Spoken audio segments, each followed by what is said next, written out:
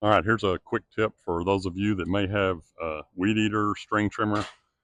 This is just a little 20 volt cordless string trimmer that I use for my light duty jobs around the house.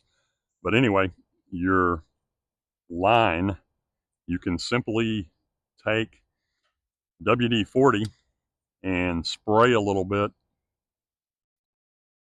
in where the line actually goes inside of here, and that'll really help it feed better and work better. Another tip that you may not know about is just take a bucket with some water in it and soak your line in there if you don't want to do the WD-40, and keep that line pliable, and then put that on your uh, trimmer, and that'll make it work a lot easier as well. So give that a try.